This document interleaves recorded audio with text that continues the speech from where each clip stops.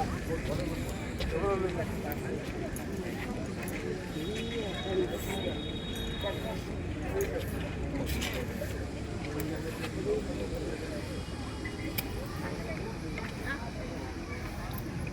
Everyone, আজি আহিলোঁ জুবিনদাৰ সমাধিস্থললৈ।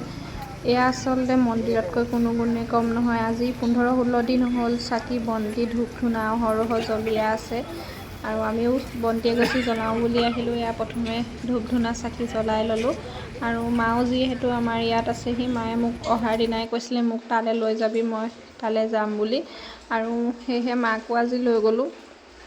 মা থাকোঁতে বোলো আমিও চাকি এগছি জ্বলাই থৈ আহোঁগৈ বুলি আহিলোঁ। আৰু মাহঁতৰ জুবিনদাক একেবাৰে ওচৰৰ পৰা সৌভাগ্যকণ নহ'লে বা ওচৰৰ পৰা চোৱাৰ সৌভাগ্যকণ নহ'লে, মাহঁতে বিহু প্ৰগ্ৰেম চাবলৈও যোৱা নহ'লে।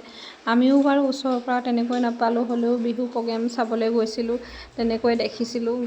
আৰু মাহঁতেতো টিভি মোবাইলত এনেকৈয়ে দেখিলে, আৰুনো ক'ত দেখিব।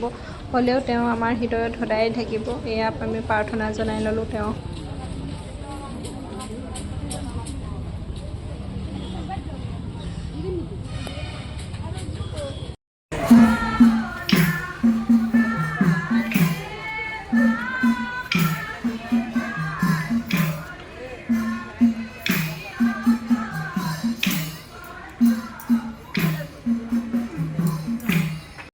এয়া এইফালে নাম চলি আছে।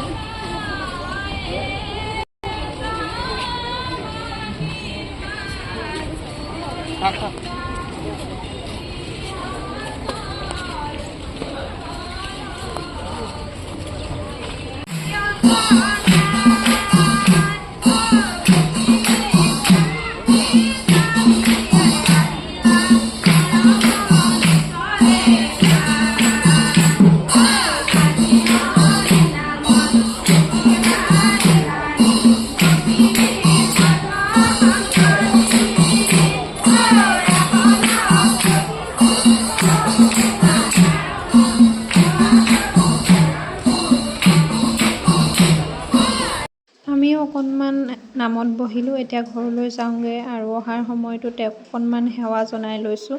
আৰু তেওঁ য'তেই আছে শান্তিৰে থাকক, ভালে থাকক, আৰু তেওঁ যাতে ন্যায় পাওক তাৰে কামনা কৰিছোঁ।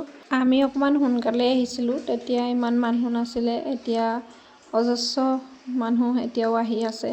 আচলতে তেওঁক ওচৰৰ পৰা চোৱাৰ হেঁপাহ, অকণমান তেওঁক প্ৰাৰ্থনা জনোৱাৰ হেঁপাহত মানুহ এতিয়াও বহুত হৈছে।